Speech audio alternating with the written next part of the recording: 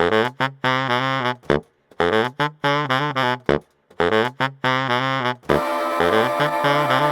and welcome to the Rover Media's podcast network, The Midnight Choir. We appreciate all your support and we ask you to go check out the work that we do over in the link below, therover.ca/support-us or therover.ca/newsletter. You can check out all the writing that we're doing over there and all the extreme deep dive reporting that we are giving, investigative journalism at its finest. There has been constant tension between Canadians and the government around the issue of Palestine and Israel. A majority of Canadians, 65% to be exact, support a ceasefire in the Middle East. Meanwhile, on both sides of the political spectrum, people are up in arms around the hot topic of immigration. The UN said that the Temporary Foreign Worker Program serves as a breeding ground for contemporary forms of slavery. So Chris and I decided to get on the phone with our federal immigration minister, Marc Miller, and we decided to have a frank conversation about some very challenging problems. So I'm the member of parliament for downtown Montreal. If you think about the boroughs, Ville-Marie, Le Sud-Ouest, Île-des-Sœurs, different portions of that. I've been that member of parliament since 2015. I have served in the Liberal government since that time. I was named Minister of Indigenous Services in 2019, about 4 months just before the pandemic broke out. Did 2 years of that and spent 2 years as the Minister of Crown Indigenous Relations until I took on this position, Minister of Immigration and Refugees. Amazing. Thank you, Marc. We wanted to start off with a question about the delays in Gaza refugees arriving in Canada. Oh no, the latest numbers we saw is as of August 24th, 209 people have arrived here. There's 673 visas that have been issued. Almost 4,000 applications being processed. It's taken, I guess, by now 8 months. And the goal is to get 5,000 people here under like a temporary visa. How's that coming along? Yeah, there's a lot of confusion out there, and I think it's important to take a step back and to start where this all started, which was the events of October 7th and the massacre that Hamas committed against innocent Israeli citizens that spurred the devastating situation that's currently ongoing in Gaza. You talked about refugees, Isaac. This isn't a program that was put into place for refugees. It was for temporary respite for people that were fleeing the war. And it was a program that didn't exist when the hostilities broke out. Our team scrambled over the Christmas period to put together a program to welcome about 1,000 people that had some connection, that were in Gaza, that had some connection to Canada. In the meantime, under consular auspices, under other initiatives, we were evacuating Canadian citizens from Israel, from Palestine, from Gaza, as well as permanent residents. And those are people that we were advocating with the authorities in place to get out. So there are two kind of policies in place, and I think that's what confuses people in terms of the numbers.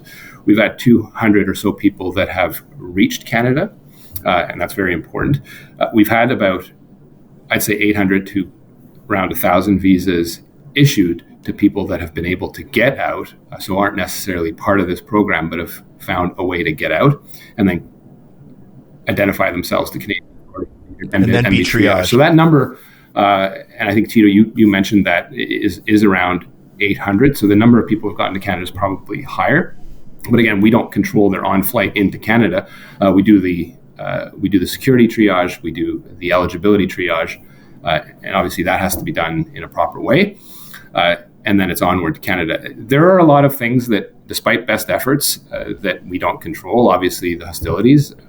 We continue to advocate for a ceasefire. That is the best way to keep people safe, as well as some of the political challenges that we are facing in Canada as well as outside Canada, in making sure we continue to advocate for a ceasefire and then a form of governance, a post-Hamas governance in particularly in the Gaza Strip, that seems remote to anyone in the current circumstances. So I apologize for having to back up with that, but there are a lot of numbers flying out there. Obviously, people want Canada to do more. This program is unique. There are very few countries that have been able to do the same thing. Some have used their consular services to bring people out in various levels of success. And some other countries like Australia have tried programs like this and had to shut them down and reactivate them. So it isn't just Canada that's having challenges, but I think it's something that people expect Canada to exercise leadership on. I don't want to like sound disrespectful, but if the number is 209 people who've reached here, that sounds like a failure of a program to me. Like, is there a way we can improve the program? What are the things causing this program not to function? Is it Israel? Is it something to do with mismanagement? It's seeing such a low number, 209 people. And to my earlier point, Isaac, the number is higher than that. There are some people that are choosing to stick around in Egypt. There are people that have traveled under the other policy to come here. So that number refers to the ones that have been able to get out, had to bribe essentially officials or what was considered prior to the conflict as an executive travel service company that exercises some form of control in the area and in the Sinai to get out. The numbers, the money that people have had to pay is exorbitant and unacceptable. But it's not something Canada controls. The biggest challenge to this is the lack of a ceasefire, and it isn't for lack of trying. I think we are closer than we have ever been to a ceasefire, although you've heard people in positions like me say that before, and it has turned out not to bear out. It isn't. I wouldn't say it's for lack of effort by Canada. It's just our ability to exercise our influence in the region is limited. There's also stuff that I can't and won't talk about publicly because it could compromise some of the advocacy that we are doing to try to get people out, including unfortunately prior to the May 7th activities by Israel into the Gaza Strip. We had a breakthrough where we were going to have more cooperation by Israel, but that all shut down when the operations opened up in May 7th. So that obviously is frustrating. How much of an obstacle is that, though? You have to assume that the person on the other side of you is showing you good faith. And I really don't, based on what I've seen in the media and public statements, what you read about in investigative news stories, it really doesn't seem like there's a ton of good faith coming from the Israeli government. Yeah. Is it easier dealing with the sort of the government professionals who are there no matter who's in government, no matter who's in cabinet, or does it feel like this is just an extension of the Netanyahu government? I don't want to get you in trouble or anything, but it seems there's a lot of dysfunction on Israel's side, and that must not be helping you. Well, I think that is partially accurate. I haven't been short of criticism of the Netanyahu government, and our government hasn't been short of it either. I think it does matter who's in cabinet. It does matter what the coalition looks like. Anyone can open up the papers and look at the dynamics of various political factions in Israel exercising pressure on the Netanyahu government and draw their own conclusions. The reality is, in a war, you have to deal with people you don't necessarily agree with, and sometimes with which you have very, very strong opposition to. I'm not naive, but you have to presume good faith in these discussions. And there's a difference between political relationships, military relationships, and interpersonal relationships. So I think that that advocacy plays out. Canada can't sit idly on its hands simply because it has disagreed on a particular day with any action of any government authority that is waging war. We have to actually do stuff to keep people safe. I think that is some of the challenges that we face with some of our public statements. So you said that the Liberal government has been critical of the Israeli government, except 2 weeks ago, the USA authorized $20 billion of weapon shipments, and $60 million of which were produced here in Canada. So while the government is saying we want to help Palestinians and welcome refugees, we are helping to create these very same refugees. So Canada truly wants peace. How is this kind of shipment undercutting the work that you are doing? I don't think it's necessarily linear, Isaac. The reality is, as Israel, whether it's at war with Hamas or not, faces an existential threat from Iran, from Hezbollah and various Iran-backed entities. And I think that is the reality of the relationship that the U.S. in particular entertains with Israel. And we do have an alliance with Israel. I think that how the weapons that Canada produces are used. You've heard Minister Joly on that about the arms exports. We don't want them seen used in this particular conflict. But again, the whole geopolitical reality of that is that Israel on a daily basis faces an existential threat from Iran. And so that's a particular dynamic that we can't ignore. Otherwise, we find ourselves in a much larger geopolitical context that swirls out of control.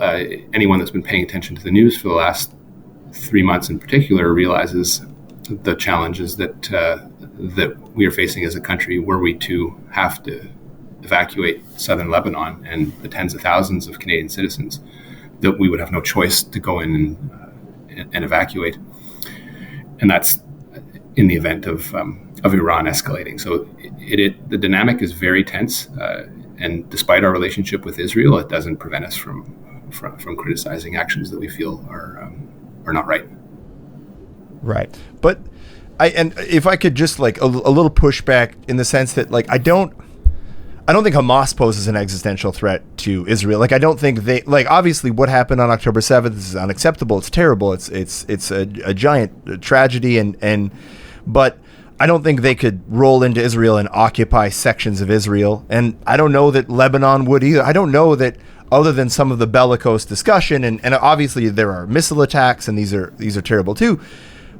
I don't know. I don't see anyone escalating it to the point where the United States gets more involved and Israel's done a fair bit of escalation on their own. I wonder if there's a way of calming that discussion down and getting it down back to the people who face the biggest existential threat of all, which is the people, the women, the children living in Gaza, the people in these refugees camps that are being bombed, the schools being bombed, the West Bank, which has nothing to do with the conflict in Gaza, being invaded by a record number of settlers. Like, at what point? Like, is there a red line? Is there anything Israel can do at this point to say, look, there will be some sort of consequence from Canada or from the West? Hamas is a genocidal organization that managed to kill 1,200 people, and I think we need to understand why and how that happened. It had a particular purpose. The fact that it was recorded and disseminated, to provoke, but also to show the world that it did have the capacity to do that. I think that is something that is worth reflecting on. Again, this war and conflict is not going to be solved on a podcast or Twitter or Instagram. It's going to be solved at the negotiation table. And there's some very tense discussions that are ongoing now. I'm very sensitive to those. But also Canada needs to stand up and make sure that its voice is heard. I think we've been quite categorical in our statements. I think there's a lot of frustration within Canadian society with the government on if you have to identify sides on both sides of this conflict. Yeah, it's probably the right thing to do to criticize government and not to sort of criticize institutions that aren't governmental in nature. But again, this is something that will only be solved at the negotiation table. The geopolitical reality of Israel is not something that is new. I wouldn't overlook the missiles that are constantly shot at Israel, nor would I overlook some of the horrific scenes that we're seeing out of Gaza. But again, these solutions need to be solved at the negotiation table. That includes a very important aspect of what post-governance Gaza looks like, as well as something, again, that seems very theoretical in a conflict where you have two sides that only want a one-state solution, which is a two-state solution, which is the ultimate way to get to sort of a peaceful outcome, last to any sense of length. I think the growth in Muslim immigration in the last 20, 30 years has been pretty significant. I think the liberal coalition, like you guys were elected in 2015, largely on a coalition that involves a lot of Muslim communities and that involves a lot of communities that see what's happening in Gaza right now and maybe feel as though their government, they are not a priority, that the people of Gaza are not a priority because it keeps happening, and we may not be directly providing armaments, or we may not directly be belligerents in this conflict, but we do provide a fair bit of political cover for Israel. And I just wonder, like, moving forward, how do you speak to those people? Like I said earlier to you, I think if there's any criticism to be directed by people that are frustrated in society, in Canadian society, it should be at the government. And people just want an end to this. For a lot of, particularly a younger segment of the population, it's their first experience seeing this type of war and atrocity in real time. And they're reacting the way they react, which is protesting in the streets and making their voice known. I think it's important for governments to respect that freedom of expression, live with that discomfort. And it's a discomfort that's manifesting itself on the streets in Montreal, where you are, or even inside our caucus. And you've seen a lot of parties in Canada, whether it's the NDP or the Conservatives. I wouldn't, pander is a heavy word, but they certainly are playing to their base. We have a base that has included strong Jewish representation, strong Muslim representation, and on a number of issues, they are at odds. And that's difficult to reconcile, particularly when there's people dying. I think the Prime Minister has been very principled in his statements in saying that there is, and I think the Israeli government would disagree with your statement, Tito, that we provided them a lot of cover. We have criticized where we felt it's warranted, but we've also made sure that we've underscored the fact that this is a conflict that can only be solved with a meaningful ceasefire, release of hostages, and back to the negotiating table. You've seen the inability, for example, of Israel's most powerful ally, the U.S., to get its point across, and it's had criticism within the U.S., within the Democratic Party. So let's not think that Canada can kind of stomp in and tell people just to stop things and then be on its merry way. Countries that have lived with this geopolitical context see Western powers in a particular way. They see that played out in Twitter or Instagram or TikTok, and realize that these are conflicts that only get solved on the ground. And as frustrating as that is to hear, that's the reality. And it's a reality I think we'll have to compose with, not only as we work towards a ceasefire, but when we look at all the damage that's been caused, the rebuilding of Gaza that will be necessary, the importance of Canada to play a leadership role in that, and the very difficult conversations between sides that are now at polar opposites. I hate to talk about sides, but there are. You've seen people on campuses, and I've seen my own kids being asked to sort of quote unquote pick sides.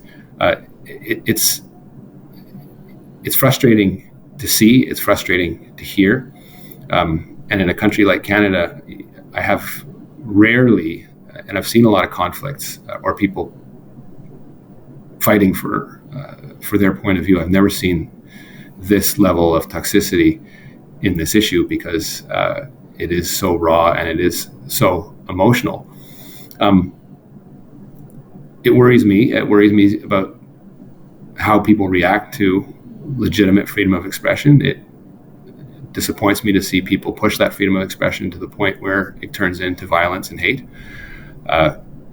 And it also disappoints me on some sides to see people advocating for this type of expression to be suppressed simply because they disagree with what's being said or they feel uncomfortable with what's being said.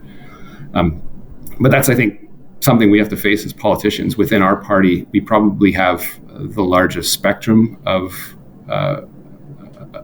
views and opinions and positions. It's largely something we've been able to compose with. But it's been strained, and I can't shy away from that. I think that plays out in any sort of group of people that have different views on this topic. It's very hard for people actually now to talk to each other. Mr. Miller, I don't mean to be harsh on anything, but also you mentioned before that Hamas is a genocidal organization, but also you mentioned that they killed 1,200 people, right?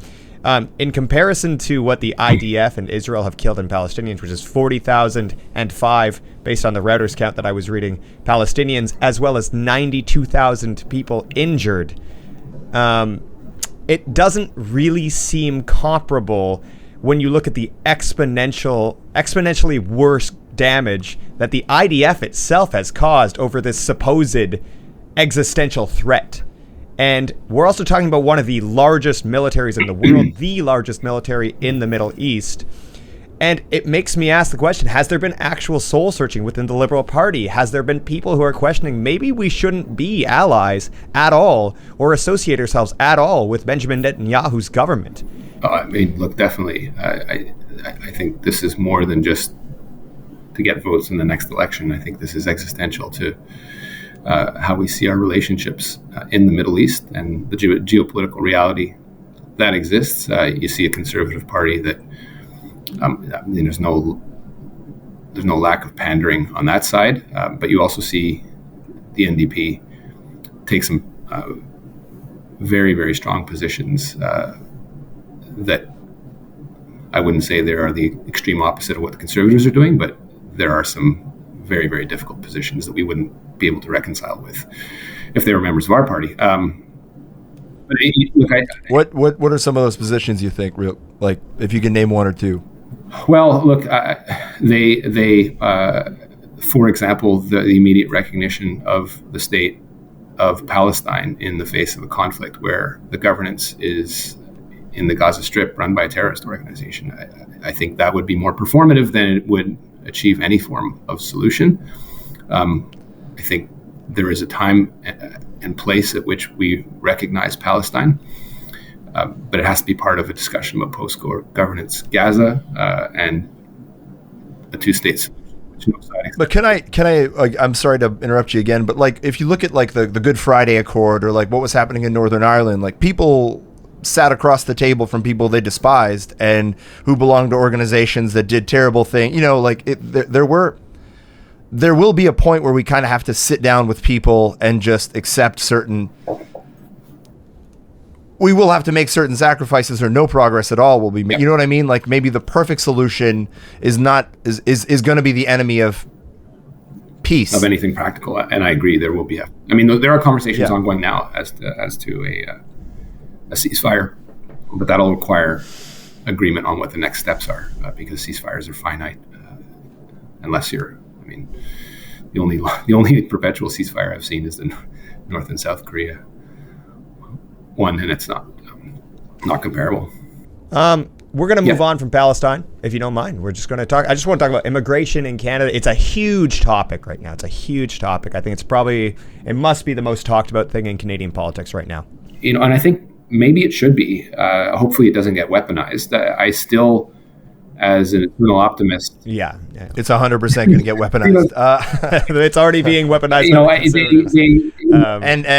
the CAC. And they you know, I'm not going to accuse anyone of bigotry and racism, but certainly there are factions in that party that tippy toe and play footsie with people with some extreme views that are gross. But they exist in Canada, and let's not think that they don't.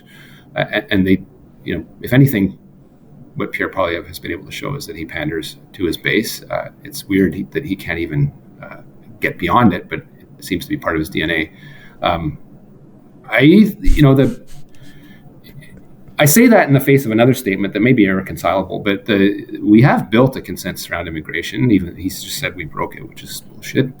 But we have built a consensus in Canada over the value of immigration, and there's no major party that is openly anti-immigrant currently, and that's I think it's a radical difference between any other country that we like to compare ourselves to, and I think that's something that we need to fight to preserve. I think I'm not the best strategist in the world, but I think if you're a strategist within the Conservative Party, you're saying to yourself, what is our position, and how do we actually get votes from a group of people that we haven't necessarily gotten in the past without painting them with the same brush? And I think that's sort of a tension they'll be playing with as they look at their strategy going into the next election.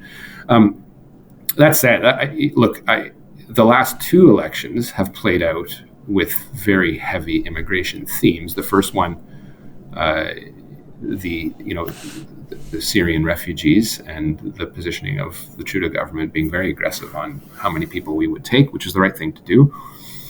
As we look at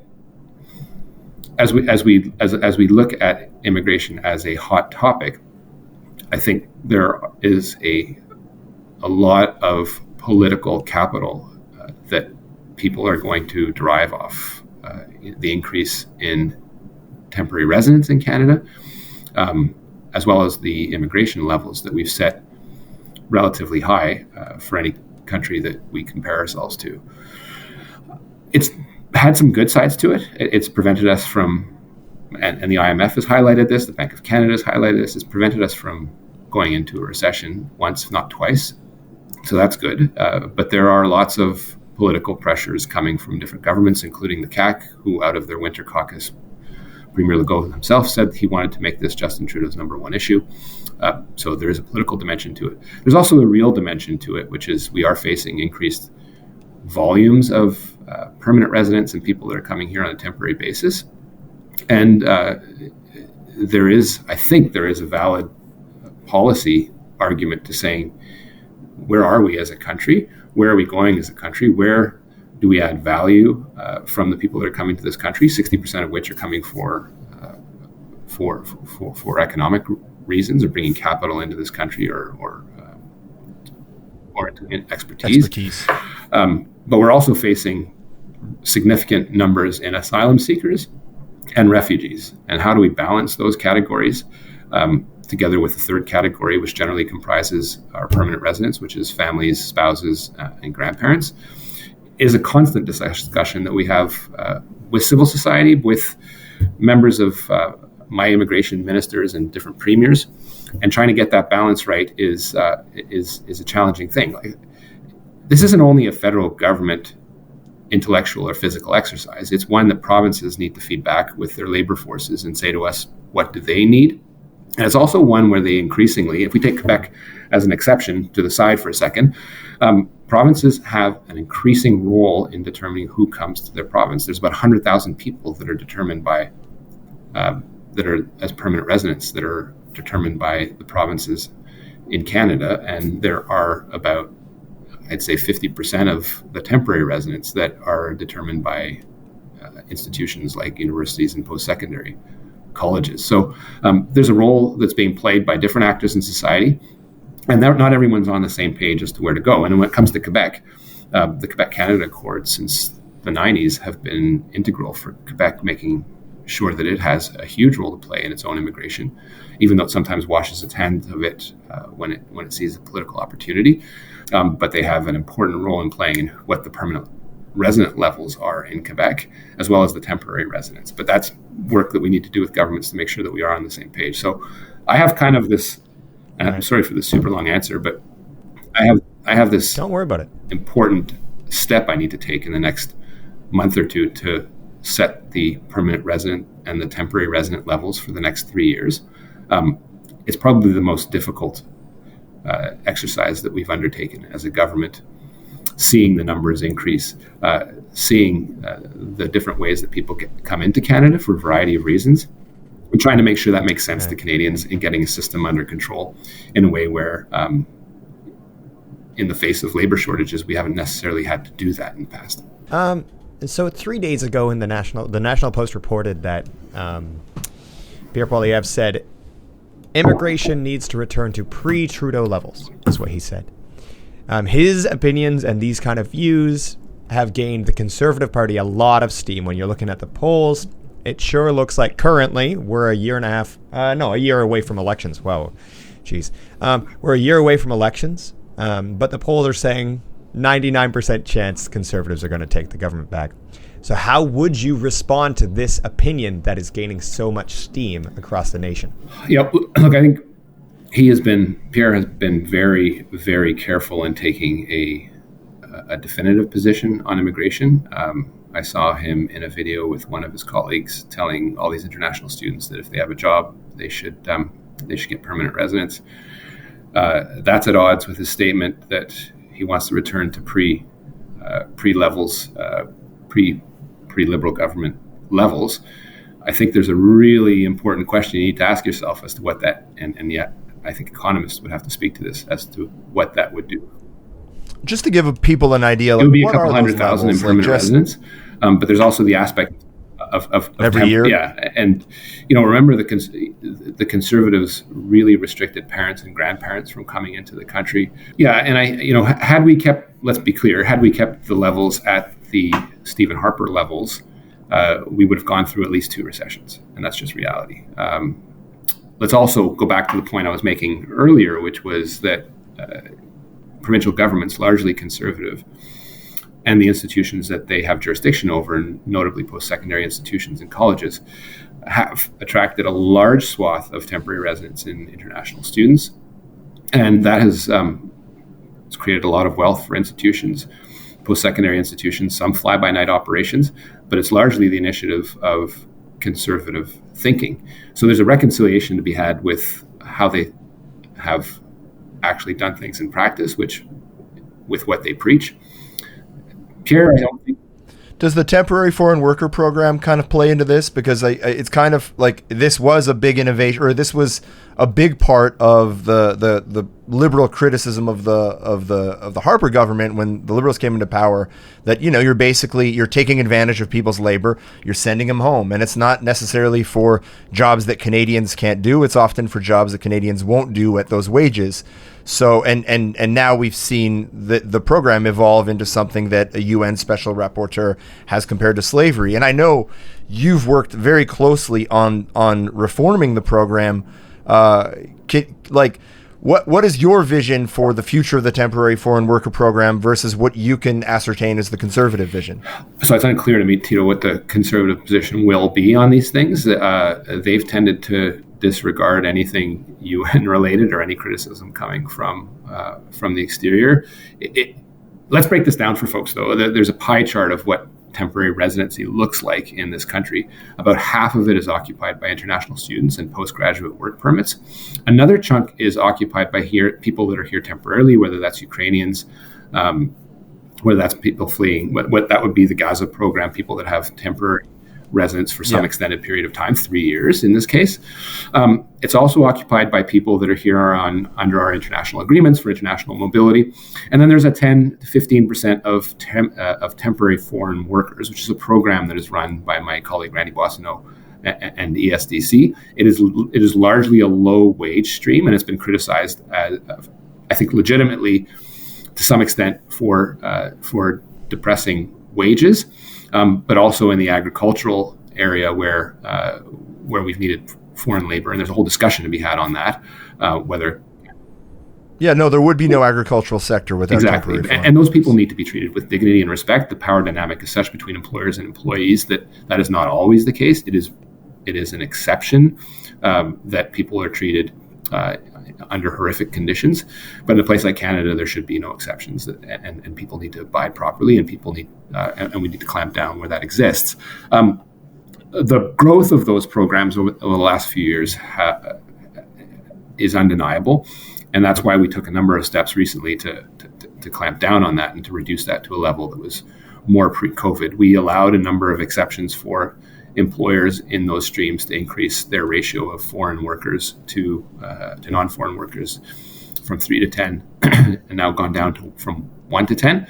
But it's created a dynamic, and in the process of kind of fixing that, it's difficult to slam the brakes on a big ship without it flipping. And so that's kind of the challenge that we are currently dealing with. There's no question that these programs have jumped in the last little while. And in my area that I control, international students have jumped significantly. I think have been exploited to some extent in coming to this country under a premise of false hope, whether it's bad actors abroad to come here in the hopes of permanent residency and getting a fake business degree in the process of losing $100,000 to drive an Uber. And so all those things are realities that we have to compose with. And reining that in a smart way, where we don't cause recessionary pressure, is a big part of my job, a big part of the finance minister's job, and Randy Boissonneau's. I don't like crediting conservatives, but a person like Jason Kenney, contrary to a lot of the objections that you can have to some of his positions, did this job for 6 years, and he is someone that tried to infuse some rationality into a lot of these programs, but also put into place some of the programs that we are seeing today and that we've expanded on. So there's a dynamic there, I think, that we need to recognize and realize that this is not something that simply existed throughout the Trudeau government, but has existed prior to that. It's just we have gone from 5 to 7% of people that are here temporarily, and that has put pressure in terms of its volume on things like affordability, what the Bank of Canada and economists call the cost of shelter. But to take that and say it's all immigrants' fault that we're paying more for our mortgages is, I think, also it's a false argument, and it is tendentious. Mm-hmm.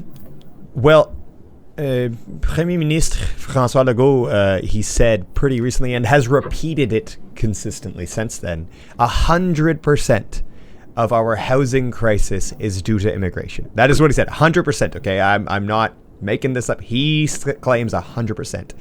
And so, what is the response to that? What are the actual stats on that? What is the reality? I don't think anyone that's telling you the truth can give you an accurate percentage. It's definitely not 100%.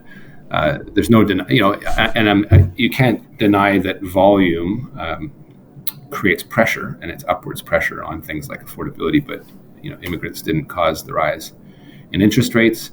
You have low immigration countries that have the same challenges with interest rates that we do. Actually, in some cases, worse.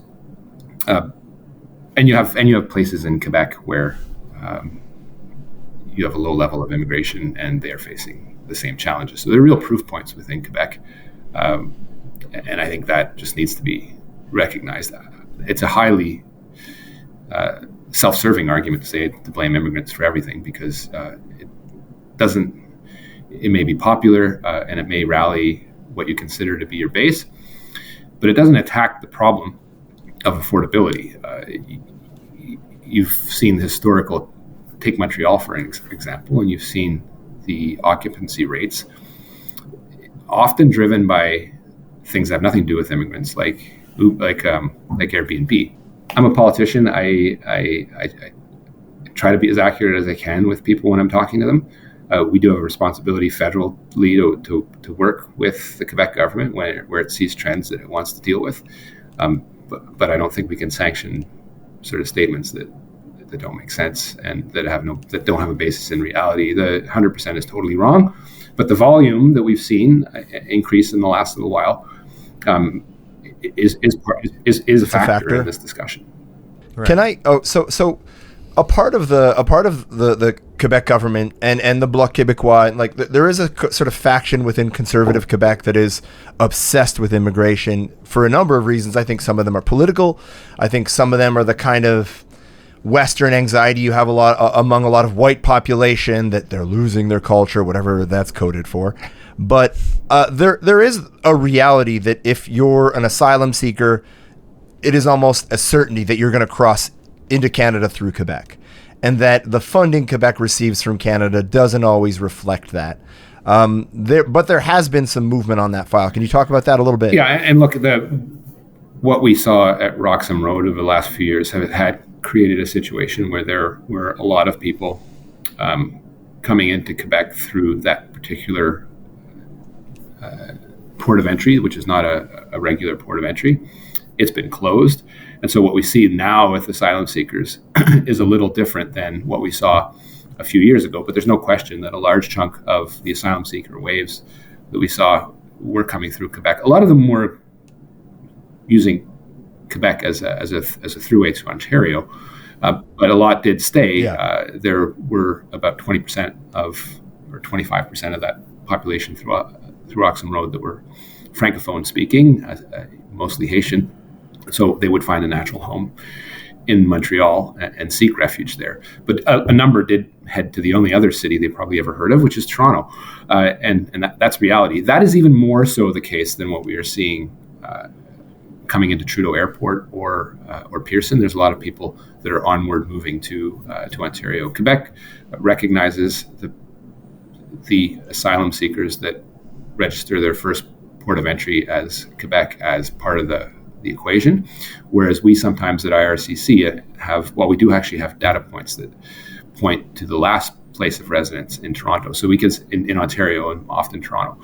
So we see that trend happening in real time, and it's provable. The reality is Quebec and Ontario have taken on a disproportionate number per population of their number of asylum seekers, and that's something that, as a federation, we have to deal with in a responsible way. It's why I've spent the summer with my immigration ministers talking about what a fair distribution model would look like, where provinces like Alberta, like BC, like Manitoba, who have a lower proportion of asylum seekers, would take on their fair share, so that Quebec and Ontario don't feel that additional pressure. We've often met that with financial resources, but what's becoming clear in the face of large numbers is that financial resources are finite. Now, you may question, and we often transfer money in block to Quebec without any sense of where it actually goes. That is a legitimate question for Quebecers to ask the Quebec government, but certainly in terms of financial resources, we've been there every step of the way. And the other thing that we have to disabuse ourselves with is the notion that the federal government has the exclusive jurisdiction over refugees and immigration. It's a shared jurisdiction. So resources that are dedicated to asylum seekers, to immigrants, whatever category you put them in, properly do have to come from provinces, because they will eventually reap the benefits of those people paying taxes, and they have the effective control and use of those resources when it comes to healthcare, when it comes to education, when it comes to housing. But these are all challenges that Canadians expect us to get together and sort out properly. So, whenever someone comes up and says it's all the Fed's fault, I think people should scratch their heads. We do have our share of the responsibility, obviously, at the border, and a share of the responsibility in coordinating and making sure that the asylum and refugee system works properly. But it is a complete societal effort that we have to make sure we get right. And right now, a lot of people are scratching their heads as to whether we're getting it right or not. Canada's a humanitarian country, so we have to meet people that come to this country fleeing war and oppression in a humanitarian way. But given the volumes that we've been facing in the last year or two, they're significant, and they are putting pressure on the Ontario government. They're putting pressure on the Quebec government. Marc, in the next few years, next 30 years, really, the predictions for the amount of refugees from the climate crisis is said to be at 1.2 billion migrants expected by the time 2050 comes around. How is Canada preparing for that future? It's a really good question, Isaac. I don't think there's any country in the world that is, or can say with utter confidence that it is completely prepared for the movement of people due to climate crisis. It's not something that you can argue under our international conventions is a ground for a proper refugee claim. That may change. What we see in particular, at least what you see in some of the demographic analysis that's being done by environmentalists, is we'll see a huge pressure and movement that we already see from sub-Saharan Africa in numbers that are unprecedented. And indeed, if you look at the number of displaced people worldwide, it keeps increasing to well over 100 million year over year. And again, this year is no exception. The pressure is largely in countries that people can reach from those regions, which is Europe, continental Europe. That doesn't mean that they don't find innovative ways to get to the Americas, and that Canada, despite the fact that it has a big block of ice and two oceans to each side of it, and a nuclear superpower to the south, is not immune to these trends. People do find innovative ways to find refuge, and Canada is seen as one of the most desirable countries in the world to be in. So, first and foremost, I think we have to continue to be very, very ambitious in our climate goals and setting examples, and I think resisting the temptation to back down on what may be the political pressure of the day. It's existential for our kids, but it's also existential for a controlled flow of migration in the Americas that we have responsibility with our American partner to get right, despite their, whatever their political color happens to be. So, I said no country is in the world, I think, yet is prepared for this, but it's something we are thinking about, because it doesn't seem like things are going to let up in the near future. We talked a lot about how Canada is dealing with these record numbers. The we're the envy of a lot of countries. One, because of how our people have reacted to a lot of these international events, and the geographical position that is very favorable that we find ourselves in. We don't have the southern border that the U.S. has with Mexico. We don't have the relatively porous borders that the Europeans have. And we are largely able to select and choose who comes to this country. So continuing to get that right, I think, should make us proud. But we do feel the pressure that other countries are feeling.